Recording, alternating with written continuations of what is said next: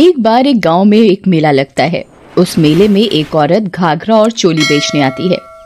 घाघरा चोली ले लो, रंग बिरंगे घाघरे ले लो, सुंदर सुंदर चोली ले लो, बहुत ही बढ़िया घेर वाले घाघरे, घाघरा चोली ले लो। उस औरत के घाघरे और चोली देखने में बहुत ही सुंदर होते हैं। देखते ही देखते उसकी दुकान पर बहुत भीड़ लग जाती है। अरे बहन, तुम्हारे पास जो सामान है वो देखने में बहुत ही खूबसूरत है। सब की सब एक से बढ़कर एक हैं। कहाँ से लाई हो इतनी खूबसूरत घाघरा और चोली? बहन, अरे लाई कहाँ से हूँ, मैं ही बनाती हूँ ये।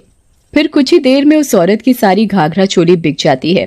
तभी सुषमा नाम की औरत भी वहां आती है और दुकान वाली से पूछती है, अरे बहन, कुछ बचा है हमारे लिए क्या, या सब बिक गया?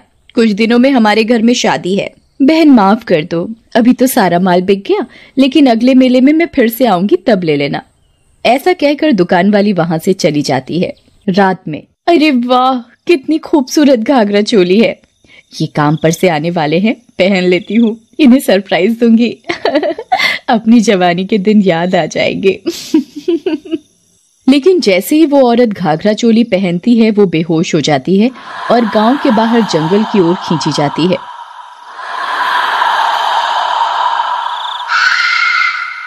ऐसे ही और औरतें जिन्होंने भी वो घाघरा और चोली पहना होता है, सब की सब खींची चली जाती हैं।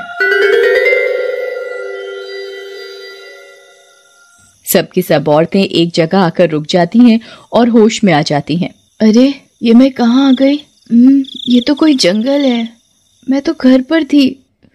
अरे मर गई रे, मैं कहाँ फंस गई, मुझे तो शादी में जाना था, ये कहाँ फंस गई रे। औरतें ऐसे चिल्ला रही होती हैं कि तभी वहां एक चुड़ैल आती है।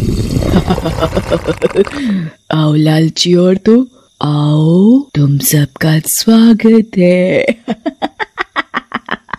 चुड़ैल को देखकर औरतें चिल्लाने लगती हैं और वहां से भागने की कोशिश करती हैं, लेकिन जैसे ही थोड़ी दूर जाती हैं, एक अदृश्य चीज से टकरा जाती हैं और उन्हें जोर से करंट लगता है। औरतों, कहाँ जा रही हो? तुम सब मेरे जाल में फंस चुकी हो। तुम चाहे जितना चिल्ला लो, कहीं नहीं जा सकती। ना कोई जा सकेगा, ना कोई आ सकेगा, और ना ही कोई तुम्हें देख सकेगा। तुम्हारे चारों तरफ मेरा जादुई घेरा है।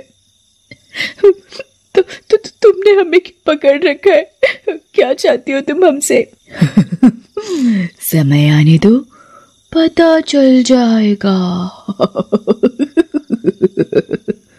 फिर सब औरतों के पति उनको ढूंढने निकलते हैं, लेकिन उन्हें उनकी पत्नियां कहीं नहीं मिलती और सब के सब थक हार कर घर चले जाते हैं।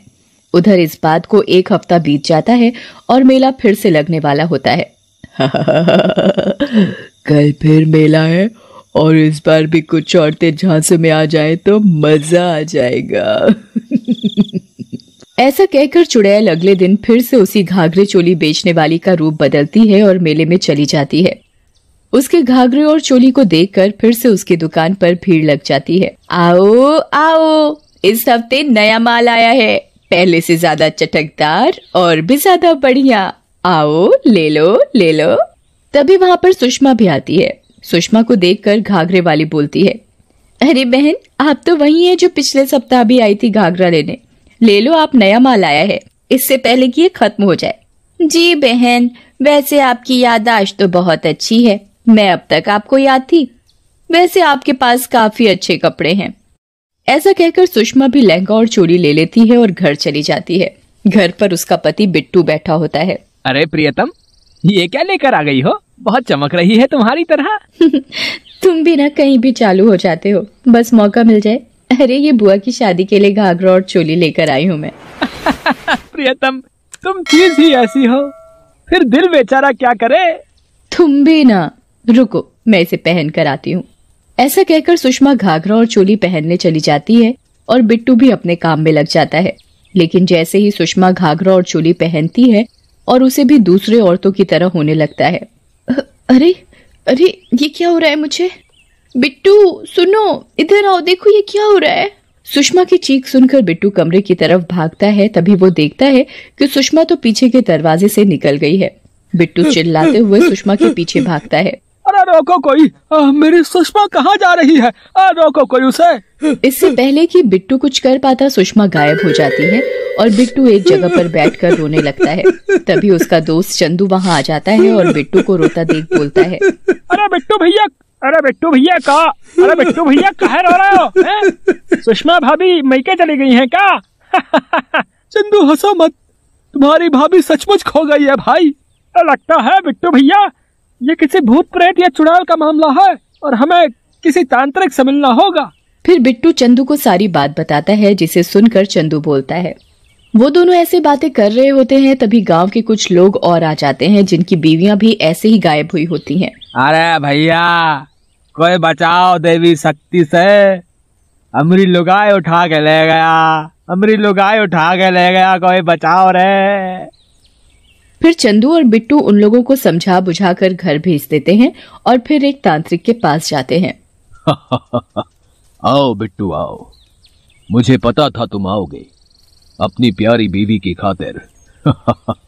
अरे वाह बाबा, तुम्हें कैसे पता कि मैं आऊंगा?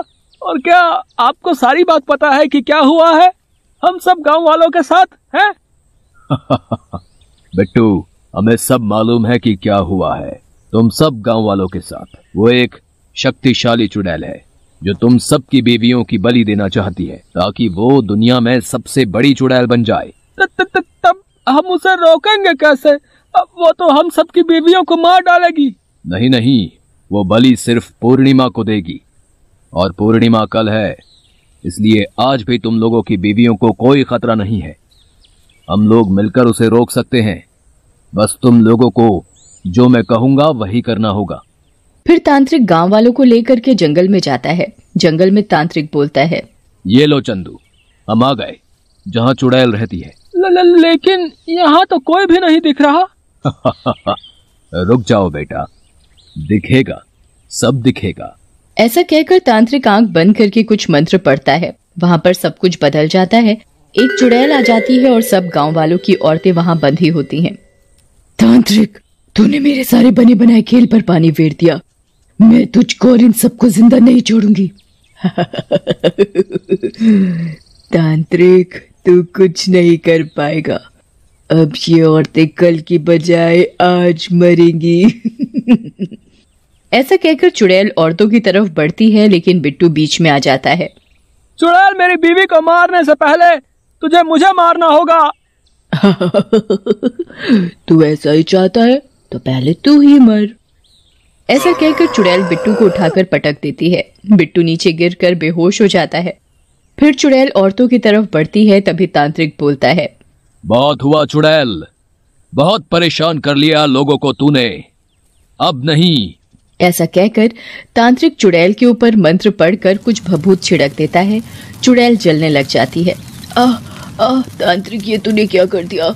मुझे इतना दर्द हो रहा है, मैं तुझे जिंदा नहीं छोड़ूंगी। लेकिन थोड़ी ही देर में चुड़ैल पूरी जल जाती है। फिर गांव वाले सारी औरतों को आजाद कर गांव लेकर चले जाते हैं। अब तुम औरतें समझी कि आगे से सस्ती चीज रास्ते से खरीदने का लालच मत करना। है जी, मैं तो घाघरा चोली ही पहनना छोड़ दूंगी।